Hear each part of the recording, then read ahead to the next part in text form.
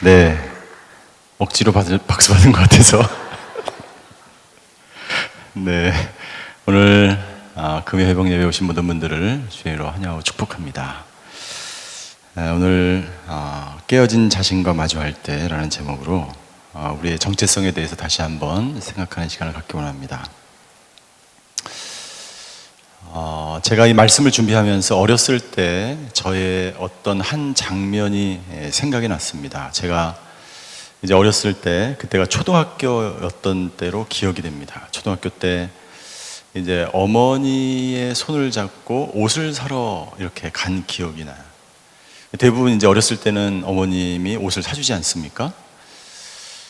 근데 제가 어렸을 때는 백화점이 그렇게 많지 않았어요. 그런데 이제 거의 시장에서 옷을 사 입었어요. 그런데 제가 꼭 겨울이 오기 전에 입고 싶었던 오리털 파카가 있었어요. 근데 그 오리털 파카는 그 시장에서 팔지 않고 그때는 백화점에서 이 매장에서 비싸게 이렇게 가격표가, 시장에는 가격표가 붙어 있지 않았어요. 제 기억에 정찰제가 아니었어요. 그래서 어머니가 시장을 돌아다니면서 항상 깎아서 이 옷을 많이 샀고, 저는 이제 형이 있었기 때문에 형의 옷을 항상 물려받았어요. 근데 특별히 제 마음 가운데 더 이상 나는 형의 옷을 물려받을 수 없다. 더 이상 나는 시장 옷을 입을 수 없다. 난 제대로 된 정품 옷을, 가격표가 붙은 그 옷을 백화점에 가서 나는 사고 싶다라는 마음이 들어서 어머니를 조르기 시작했습니다. 그래서 어머니는 아버지의 그 쪼들리는 월급에도 불구하고 저를 이제 손을 잡고 버스를 타고, 그때 신촌 로타리에, 제가 성산동에, 연남동에 살았거든요. 항상 모래내 시장에서 옷을 사다가 그날은 특별히 그 신촌 로타리에 있는 제 기억에 이제 그랜드 백화점이라는 데가 있었어요. 그래서 거기 가서 이제 돌다가 제 마음에 드는 옷이 있었어요. 오리털 파카였어요. 그런데 그 오리털 파카가 너무 마음에 들었는데 그 한 번 입어보니까 시장에서 입던 것과는 전혀 비교가 되지 않는 거예요. 비교가 되지 않았어요. 그런데 그 가격표를 보니까 지금 제 기억에 제가 이제까지 입었던 옷 중에서 가장 비싼 옷이었어요. 그때 어머니를 조르기 시작했죠. 나는 이 옷을 꼭 입어야 되겠다. 근데 어머니는 저에게 이렇게 얘기하는 거예요. 이 옷은 너에게 맞지 않는다. 첫 번째, 색깔이 맞지 않는다. 이상한 거예요. 나는 색깔이 너무나 잘 맞는 것 같아요. 두 번째, 이 옷은 너에게 너무 크다. 사이즈가 너에게 맞는 게 없다. 그때 초등학교였고 이제 그것은 정식 매장이었기 때문에, 옛날에는요 뭐 아동복 코너, 무슨 유아복 코너가 없었어요. 그냥 한 매장에 그냥 오리털 파카 뭐 이렇게 팔았어요. 그런 사이즈가 안 맞는다는 거예요. 그래서 저를 이제 다시 모래내 시장으로 끌고 가려고 하는 거예요. 저는 그때부터 울기 시작했어요. 안 된다. 나는 반드시 이번에는 내가 이것을 꼭 입어야 되고 말다. 조르고 졸라서 그 오리털 파카를 샀어요. 사가지고 이제 입는데, 집에 와서 딱 입어서 이제 동네에 이제 그거를 입으면은 이제 막 추워지기 시작하는 그때, 이제 항상 이제 아이들이 동네에 나와서 이제 이렇게 막 놀지 않습니까? 그러면 이제 그 옷을 딱 입고 나가는데 왠지가 아니라 옷이 사실은 컸어요. 오리털 파카가 이제 여기 오는데, 지금 이제 축구부 선수들이 있는 그 밑에까지 쫙 끌리는, 그때는 그 유행이 없었어요. 제가 처음 그것을 유행을 시킨 장본인이 되는 거예요. 저한테 맞지 않는 그 기다란 옷을 입고서 동네를 한 바퀴 휘젓고 돌아가는데 아이들의 눈치가 이상해요. 기원이가 저런 옷을 왜 입지? 안 맞는다는 거죠. 색깔이 너무 튀었어요. 지금 생각하기에 그때 그 색깔이 아마 옥색 같은 색깔이었어요. 여자들이 그때는 입었지, 지금 그때 당시에 뭐 이렇게 컬러풀한 옷을 입지 않았을 때였어요. 그때 제가 생각이 들었어요. 지금 생각하는 거예요. 그 옷을 입고 다니면서 저는 굉장히 이상하다. 내가 그렇게 원하던 옷이었는데, 물론 사이즈가 잠깐 안 맞았기도 하지만 그 옷을 내가 원했던 것을 내가 입고 있었지만 정말 눈물을 흘리면서 어머니에게 간구하면서 그 비싼 옷을 내가 얻어서 동네를 한 바퀴 돌았지만 제 마음 가운데 만족이 없는 거예요. 그리고 그 옷을 입는데 그 옷이 내 것이 아닌 것 같아요. 그리고 이상한 수치심조차 들기 시작했어요. 그리고 그 다음부터 그 옷을 입지 않았어요. 그리고 엄마한테, 엄마, 이거 바꿔 오세요. 그래서 어머님이 그 옷을 이제 돈으로 바꿔서 결국에 모래내 시장에서 파카를, 검은틱틱한 옷을 다시 주워 입기 시작했어요. 제 안에 어렸을 때부터 그 옷에 대한 집착이 있었어요. 좋은 옷을 입고 싶은 욕구가 있었어요.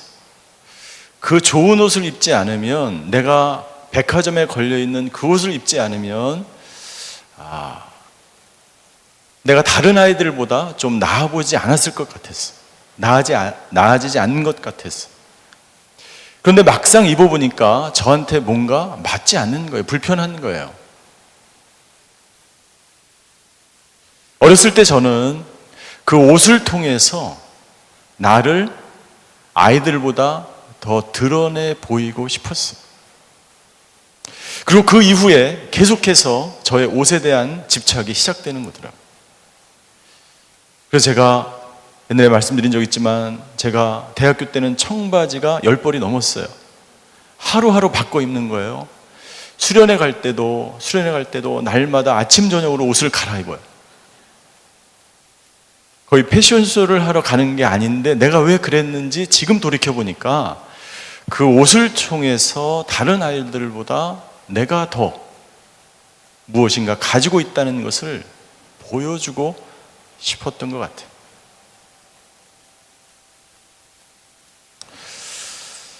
많은 사람들이 자신의 정체성의 근거로 잘못 사용하고 있는 중요한 4가지 기준이 있다 그래요. 중요한 4가지 기준. 나의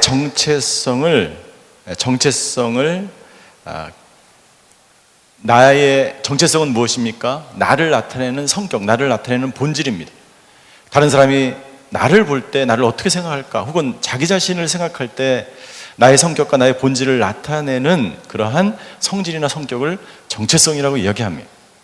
그런데 그 정체성의 기준을 기준 삼는 4가지가 있다는 거예요. 잘못된 정체성의 기준. 첫 번째, 자막을 띄워주세요.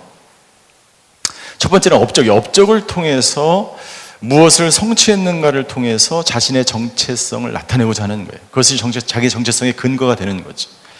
이런 사람들은요, 자신이 하는 일, 그리고 그 일의 업적, 성취를 통해서 자신을 드러내려는 거예요. 자신의 지위가 부여된다고 생각하는 거예요. 이런 사람들은 일을 통해서 성취감을 느낍니다. 일이 없으면 공허합니다.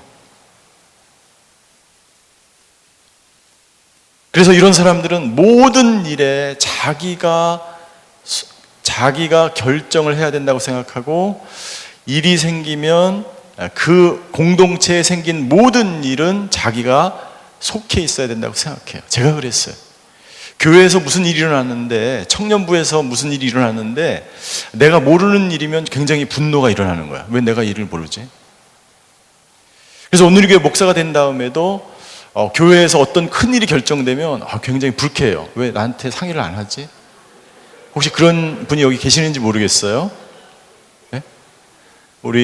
물론 이제 여기 그냥 예배만 드리러 오시는 분들은 별로 그런 게 없을 거예요. 그러나 여기 스태프들이나 혹은 여기 팀장님이나 이런 분들이 어떤 일을 결정할 때 내가 없는데 이 일을 결정했다? 그럼 굉장히 불쾌한. 그것은 어떻게 보면 당연한 일인지도 모르겠어요. 그러나 저는 어땠냐면, 모든 교회의 일에, 중요한 일에 담임 목사님이 나를 제외하고 결정을 한다? 그럼 굉장히 불쾌한 거예요.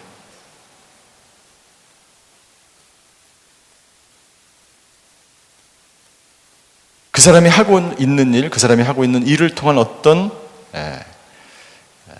그 성취가 자기 자신의 정체성을 나타낸다고 착각하는 거죠.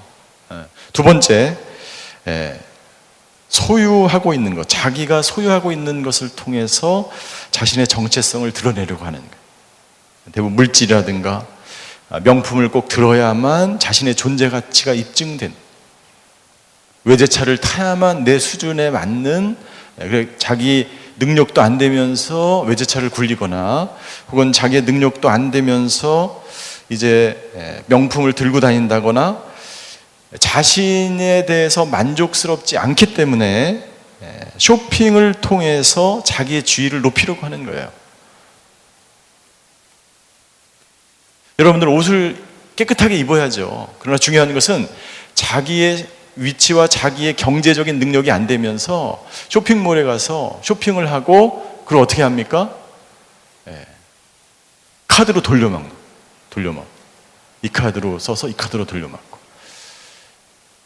집에 가면 구두가 한 30켤레가 있는데 계속 구두를 사는 거예요. 이해가 안 돼. 누구라고 꼭 말씀을 안 드리겠지만, 우리 집에 옷장을 열면 구두가 수십 켤레가 있는데 이상해요. 남자와 여자가 틀린 점도 있겠지만,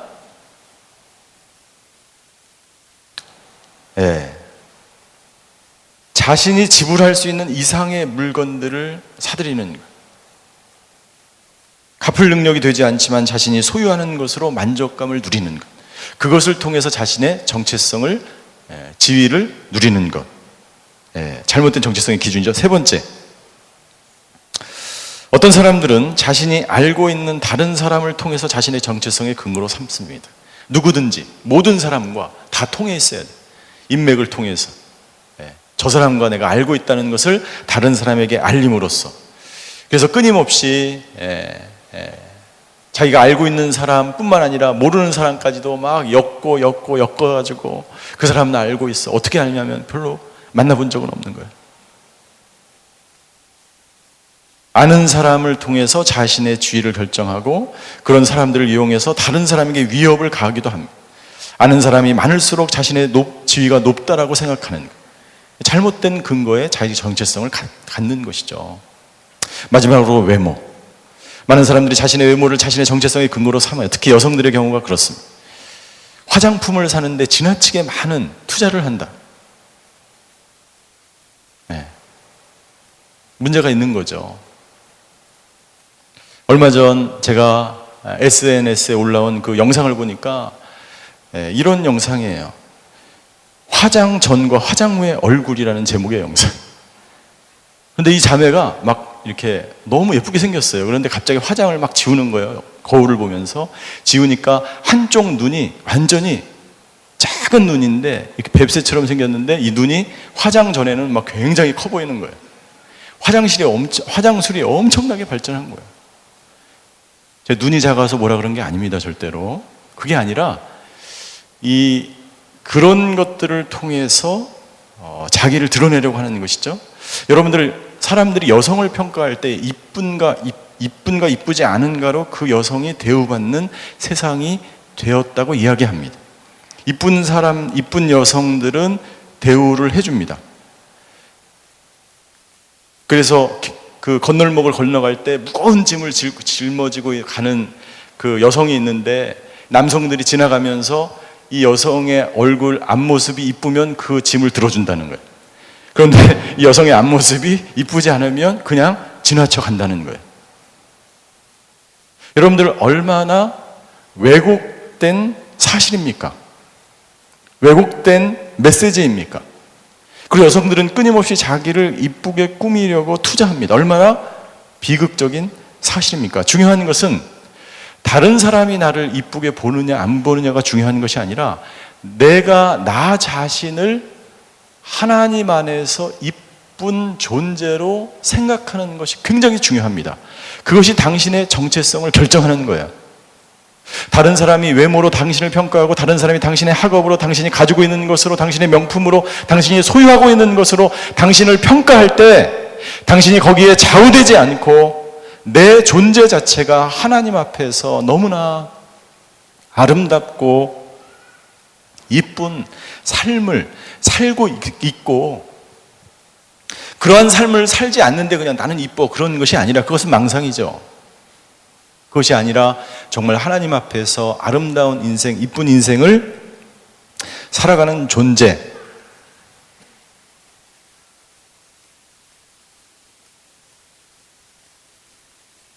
그것이 중요한 것이죠.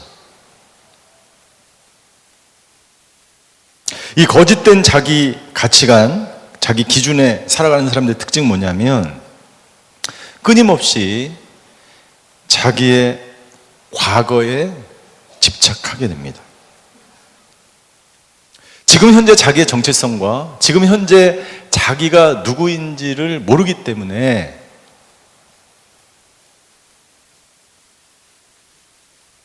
하나님이 주신 것이 아니라 다른 것으로 기준을 삼기 때문에 과거에 집착하면서 어떤 생각을 하냐면, 과거에 내가 더 좋은 환경 가운데서 태어났더라면, 과거에 우리 부모님이 더 잘 살았더라면, 과거에 우리 아버지의 키가 조금만 더 컸더라면, 과거에 자신이 더 일찍 예수님을 만났더라면, 과거에 이러한 이랬었더라면이라고 후회하는 감정을 가지고 있는 거예요. 그래서 과거에 붙들려 살면 절대로 여러분들 미래로 나아갈 수 없어요. 과거에 있었던 사건이나 자기의 배경이나 부모나 이런 것들에 대해서 계속해서 후회하고 집착하는 사람들은 현재 축복을 절대로 누리며 살아갈 수 없는 것이죠. 여러분들, 우리 인간의 본래의 정체성, 인간의 본래의 모습은 어떤 모습입니까? 인간의 본래의 모습은요, 창세기 1장 27절부터 28절까지 자세하게 기록되어 있습니다. 우리 한번 읽겠습니다. 창세기 1장 27절과 28절이에요. 시작. 하나님께서 사람을 그분의 형상대로 창조하시니, 곧 하나님의 형상대로 사람을 창조하시되 하나님께서 그들을 남자와 여자로 창조하셨습니다. 28절입니다. 하나님께서 그들에게 복을 주시며 그들에게 말씀하시기를 자식을 많이 낳고 번성해 땅에 가득하고 땅을 정복하라. 바다의 물고기와 공중의 새와 땅 위에 기는 모든 생물을 다스리라 하셨습니다. 하나님께서 저와 여러분들을 하나님 닮은 존재로 창조하셨어요. 이 세상에 어떤 것도, 어떤 생물도 인간 외에 하나님의 형상으로 만든 존재가 없습니다. 오직 인간만이 하나님의 형상으로 창조됐어요. 그것이 당신의 정체성이 돼야 돼요. 그리고 하나님은 우리에게 다스릴 수 있는 권한을 주셨고, 하나님은 우리에게 생육하고 번성하고 땅에 충만할 수 있는 능력을 또한 주셨습니다. 그런데 인간들은 타락으로 인해서, 죄로 인해서 어떻게 됐습니까? 에베소서 2장 2절에 보면 이렇게 기록되어 있어요. 그때 여러분은 이 세상 풍속을 따라 허물과 죄 가운데 살았고, 공중의 권세 잡은 자 곧 지금 불순종하는 아들 가운데 활동하고 있는 영을 따라 살았습니다. 그렇기 때문에 당신이 이 세상의 수많은 잘못된 가치관을 받아들이고, 잘못된 메시지를 받아들이고, 세상의 유혹과 풍조와 가치관과 철학과 그 모든 것들을 받아들임으로 말미암아 당신의 정체성이 온전하게, 건강하게, 올바른 정체성으로 형성되어질 수 없었던 거예요. 그러면 어떻게 해야 되겠습니까? 어떻게 당신의 원래 하나님이 당신을 만드신 그 원래 정체성을 당신은 회복할 수 있습니까? 그것은 당신의 과거와 마주하지 말고 당신의 미래를 향하신 하나님이 당신에게 주신 새로운 정체성을 당신이 받아들여야 됩니다.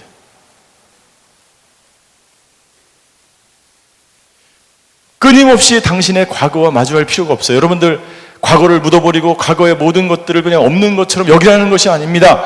당신의 과거와 딱 한 번만 마주할 필요가 있어요. 그 이상 필요가 없습니다.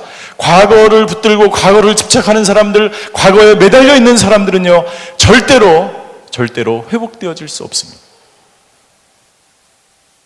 그것이 지난번 기쁨의 축제에서 우리가 들은 메시지예요. 하나님은 오직 우리의 미래에 관심이 있습니다. 당신이 과거에 어떤 삶을, 당신이 과거에 어떤 수치심을, 당신이 과거에 어떤 죄를 지었는지 그것은 중요하지 않아요. 그것은 문제가 되지 않습니다.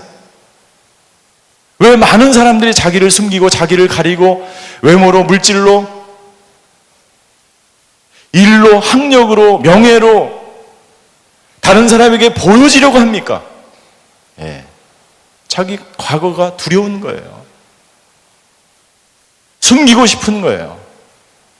지우고 싶은 거예요. 지울 필요 없어요. 과거는 하나님께 맡기십시오. 중요한 것은 당신을 향한 하나님의 놀라운 계획을 당신이 붙들고 그것을 중요하게 당신이 바라보는 것이 굉장히 가치가 있다는 거예요. 그래서 사도 바울은 에베소에 있는 교인들에게 오늘 본문의 말씀을 통해서 우리의 정체성을 새롭게 이야기해 주는 말씀이 바로 오늘 저희가 읽은 에베소 1장 4절, 5절, 6절의 말씀. 첫 번째, 우리 4절을 같이 읽겠습니다. 4절 시작. 하나님은 세상이 창조되기 전에 그리스도 안에서 우리를 선택하셔서 사랑 가운데 그 앞에 거룩하고 흠이 없게 하셨다라고 말하고 있습니다. 하나님이 우리를 선택해 주셨어요. 그리고 흠이 없는 사람으로 만드셨어요. 여러분들, 우리가 흠이 없을 때 우리를 선택하는 것이 아니라 당신이 죄인이었을 때, 흠이 있을 때, 당신이 과거에 수없는 죄 가운데 있을 때 하나님은 우리를 선택하셨고 우리를 흠이 없는 존재로, 거룩한 존재로 만드셨다는 거예요. 이것이 당신의 정체성이에요. 두 번째, 5절입니다. 5절 제가 읽겠습니다. 5절. 하나님은 그분의 기뻐하시는 뜻을 따라 우리를 예정하셔서 예수 그리스도로 말미암아 하나님의 양자가 되게 하셨어요. 당신을 입양하셨어요. 하나님이 당신을 입양하셨어요. 우리는 새로운 부모를 만났습니다. 하나님을 만났습니다. 당신은 입양됐어요. 하나님에게 입양됐습니다. 그리고 그분은 당신을 자녀 삼아 주셨고 당신을 하나님의 자녀라고 불러주셨어요. 그런데 왜 당신이 하나님의 그 사랑과 하나님의 인정과 칭찬과 하나님의 그 자녀됨을 누리지 못하고 있습니까? 예. 과거에 부모로부터 받은 상처 때문이에요. 당신이 부모님에게 입양되기 전 당신이 경험했던 당신의 과거를 당신이 계속해서 붙들고 있기 때문이에요. 그 과거에 당신을 붙들고 있었던, 당신에게 영향력을 주었던, 당신이 가지고 있었던 모든 정체성을 내려놓고 당신을 입양하신 하나님이 당신에게 부여하신 그 정체성을 가지고 새롭게 살아가시는 저와 여러분들이 되시기를 주님으로 축원합니다. 우리는 하나님에게 입양된 사람이에요. 그리고 6절, 그런 당신을 위한 하나님의 당신을 입양하신, 당신에게 새로운 정체성을 주신 하나님의 목적이 6절에 기록되어 있어요. 하나님의 6절 마지막입니다. 하나님의 은혜의 영광을 찬미하게 하시려고 하나님은 당신을 입양하셨습니다. 분명한 하나님의 목적이 있는 줄 믿습니다. 당신을 향한 그 목적을 위해서 살아갈 때 우리는 온전한 자기가 누구인지를 깨닫게 되는 거예요. 내가 하나님을 위해서 살고 내가 하나님을 찬양하고 하나님께 영광 돌리고 하나님을 위한 인생이 될 때 비로소 우리는 진정한 자기가 누구인지를 깨닫게 됩니다.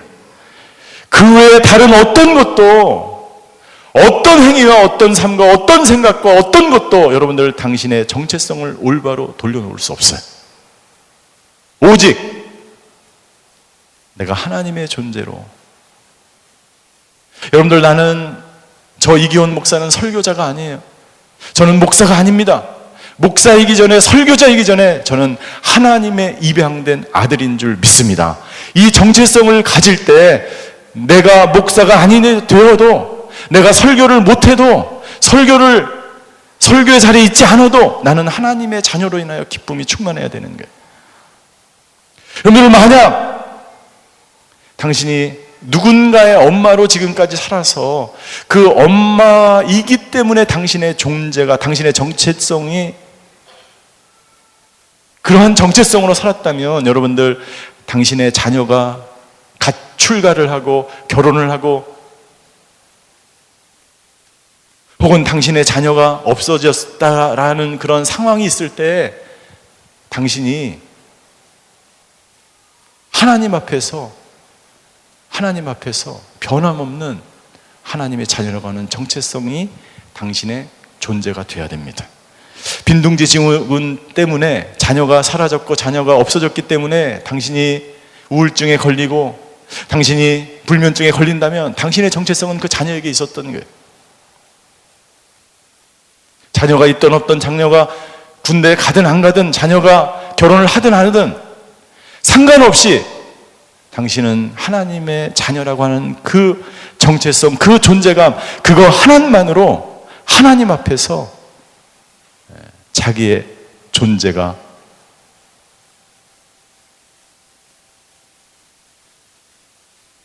드러나야 된다는 거죠.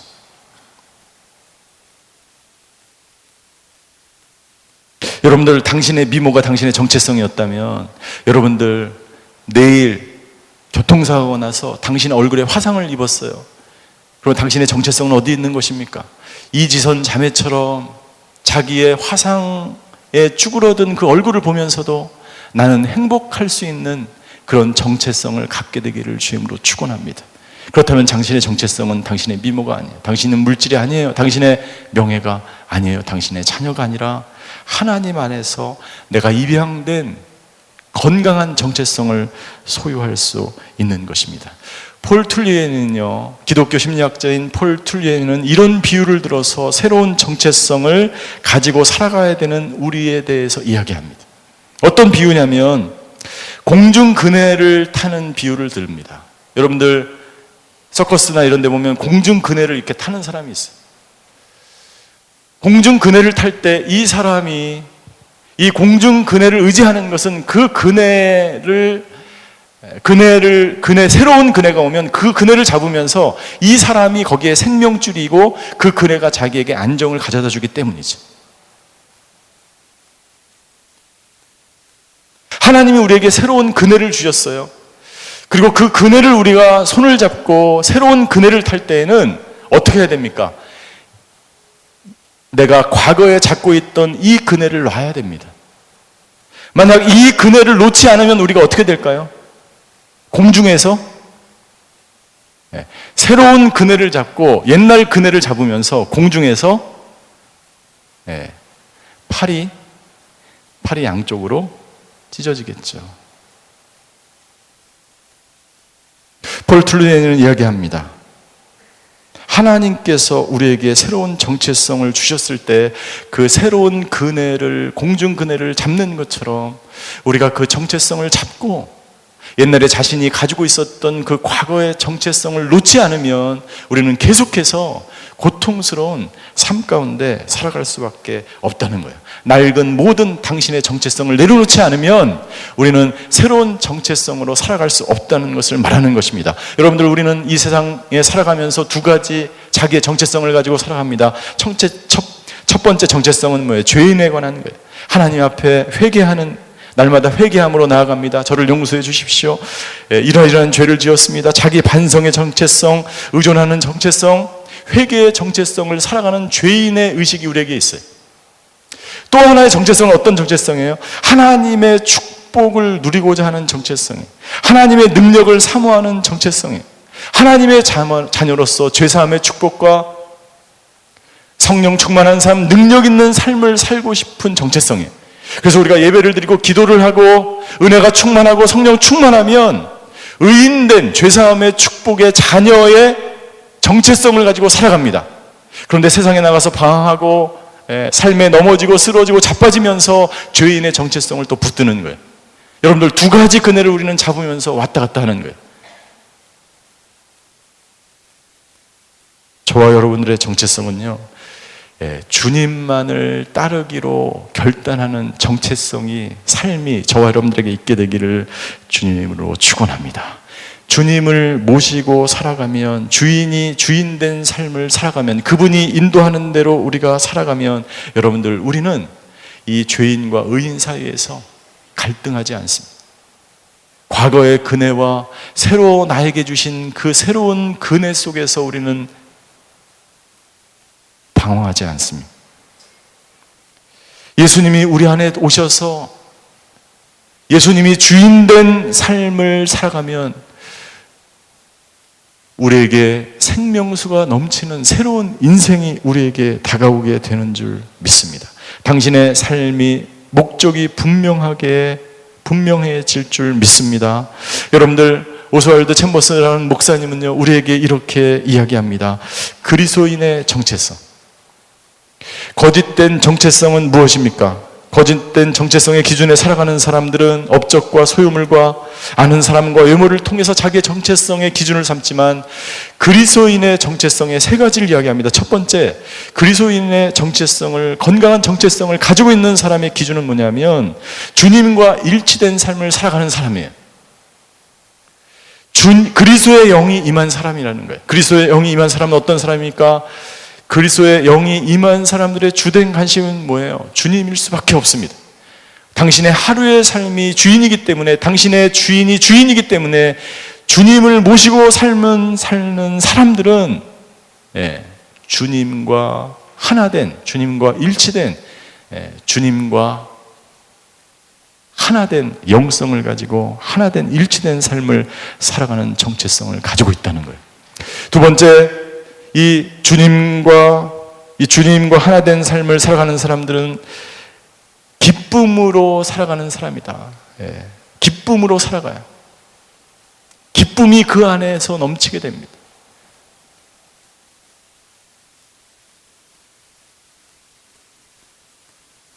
환경에 좌우되지 않습니다. 조건에 좌우되지 않습니다. 이 사람들은 전인격적인 믿음을 가지고 있어요. 전인격적인 믿음이란 무엇입니까? 아는 것과 믿는 것에 하나가 된 사람을 말하는 거예요. 기도만 하지 않고 기도하는 대로 살아가는 전인격적인 믿음을 가지고 있는 거예요. 말씀만 들을 뿐 아니라 듣는 대로 살아가는 사람. 선을 베푸며 살 뿐 아니라 영적인 삶을 살아가는 사람들. 전인격적인 삶으로 말미암아 그 안에 기쁨이 충만한 사람들이에요. 여러분들, 둘 중에 전인격적이지 않은 믿음은 어떤 믿음입니까? 기쁨이 없습니다. 왜요? 기도하고 말씀 읽고 세미나를 듣고 성령 충만한 것 같지만 삶이 따라주지 않기 때문에 기쁨이 없는 거예요. 선을 행하고 올바로 살고 말씀대로 살아가는 것 같지만 영적인 생활을 하면 동시에 마찬가지로 반대로 그런 삶에도 기쁨이 없어. 나는 저와 여러분들이 아는 것과 믿는 것에 하나 되시기를 주임으로 축원합니다. 영적인 생활과 여러분들의 삶이 일치되기를 주임으로 축원합니다. 말씀대로 살아가는 저와 여러분들의 인생이 되기를 주임으로 축원합니다. 그때 우리의 기쁨이 넘칠 수 있어요.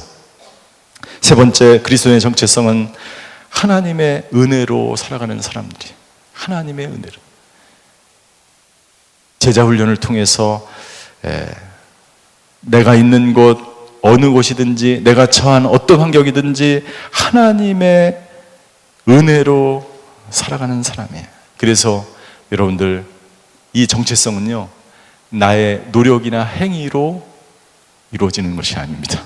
왜냐하면 우리의 행위에 관계없이 하나님께서 우리에게 새로운 정체성을 주셨기 때문인 줄 믿습니다. 베드로전서 2장 9절에 오늘 본문과 똑같은 이야기를 베드로 사도는 이렇게 이야기합니다. 그러나 여러분은 택하신 족속이요, 택했다는 거예요. 왕같은 제사장들, 거룩한 나라, 그분의 소유된 백성으로 입양됐다는 것입니다. 이는 여러분을 어둠에서 불러내어 그분의 놀라운 빛으로 들어가게 하신 분의 덕을 선포하게 하기 위한 것입니다. 하나님의 영광을 돌리게 하기 위해서 당신을 그렇게 입양했다라고 사도 바울과 베드로는 이야기하고 있는 것입니다. 사랑하는 성도 여러분들, 이제 당신의 정체성은 다른 것에 기초하지 않게 되기를 주임으로 축원합니다. 죄의식의 여러분들의 정체성에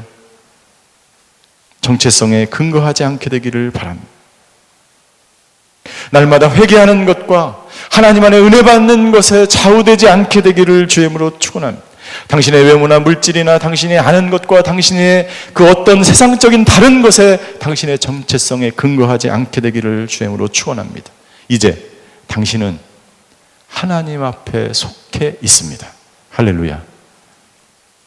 당신이 오늘 이 예배 이전에 어떤 삶을 살고 어떤 정체성에 근거를 갖든지 그것은 중요하지 않아요. 오늘 이 시간 지금 당신은 하나님의 자녀로 입양되었음을 믿으시기를 주임으로 축원합니다. 그리고 하나님이 주신 그 정체성으로 살아가시게 되기를 주임으로 축원합니다.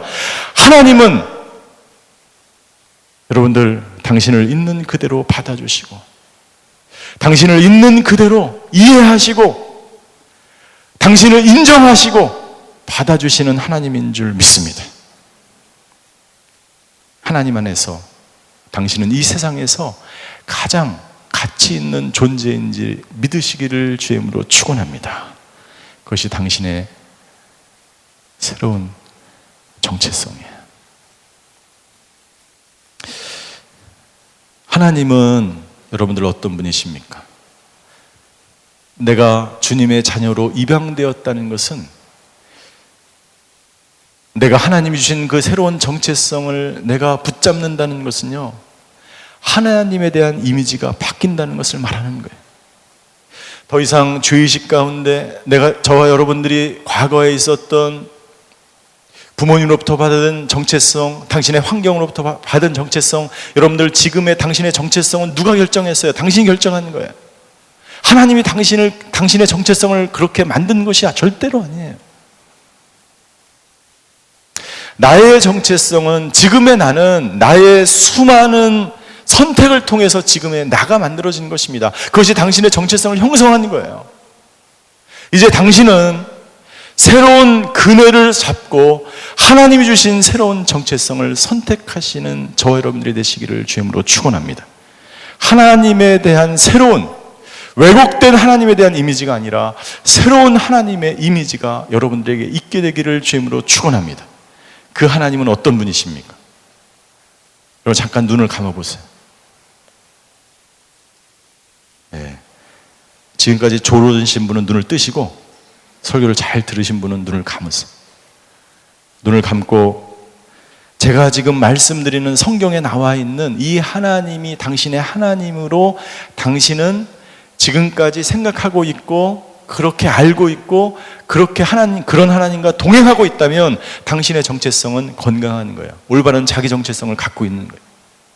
그런데 제가 지금 말씀드린 그 하나님에 대해서 한 부분이라도 그런 하나님인 것 같지 않다라고 당신이 느끼거나 당신이 그런 하나님으로 알고 있거나 그런 하나님이었다면 당신은 지금까지 왜곡된 하나님의 이미지를 갖고 있었던 거예요. 왜요?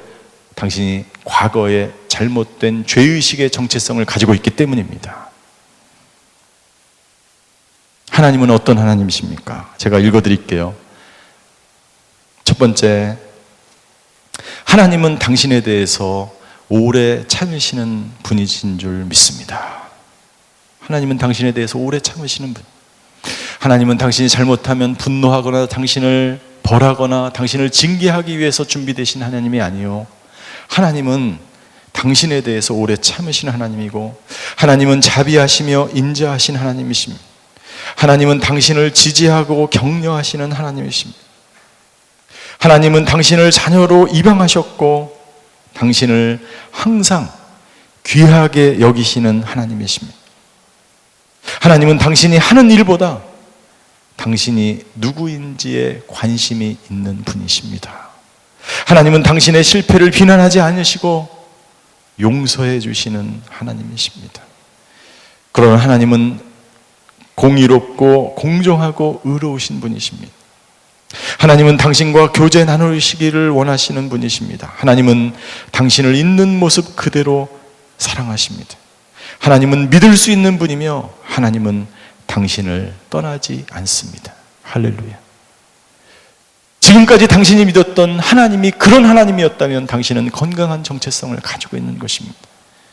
그러나 여기에서 한 가지라도 그런 하나님이 아닌 것 같다는 생각이 들면 당신의 정체성은 무엇인가 잘못되어 있는 거예요. 하나님에 대한 이미지가 왜곡되어 있는 거예요. 하나님은 그런 하나님이 아니세요. 당신이 알고 있는 하나님이 아니세요. 하나님은 당신을 떠나 있거나 당신을 버리시거나 당신을 징계하기 위해서 준비하고 있는 분이거나 하나님은 믿을 수 없는 분이거나 그런 분이 아니세요.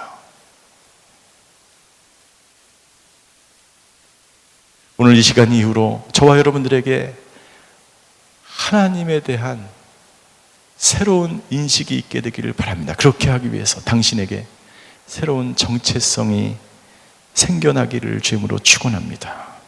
당신은 이제 하나님께 소속된, 하나님께 입양된 하나님의 자녀임을 믿으시기를 주님으로 축원합니다. 못 믿겠는데요? 믿으세요. 받아들이세요. 그런 하나님을 내가 느끼지 못하겠는데요? 그냥 믿으세요. 믿기로 결정하고 선택하며 선택해 나가게 되면 여러분들 나도 모르는 사이에 나의 정체성이 바뀌어지고 하나님에 대한 인식이 바뀌어지기 시작하는 거예요. 오늘 이 시간에 우리 찬양을 함께 같이 하기를 원합니다. 다 같이 눈을 떠서 십자가 그 사랑이라는 찬양을 같이 한번 하기를 원합니다. 십자가 그 사랑 멀리 떠나서 무너진 나의 삶 속에 잊혀진 주은혜, 돌 같은 내 마음 어루만지사 다시 일으켜 세우신 주를 사랑합니다. 후렴에 보면 이렇게 되어 있습니다. 주 나를 보호하시고 나를 붙드시리니 나는 보배롭고 존귀한 주님의 자녀라. 오늘 하나님이 여러분들에게 주시는 메시지, 그리고 여러분들의 고백이, 이 찬양의 고백이 여러분들의 진심에서 우러나오는, 여러분들의 정체성을 통해서 우러나오는 여러분들의 마음의 고백이 되시기를 주님으로 축원합니다. 같이 한번 찬양하겠습니다.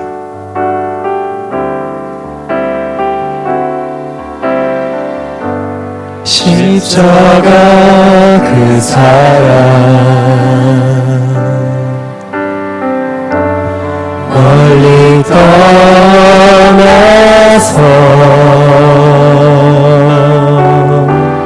무너진 나의 삶 속에 잊혀진 주의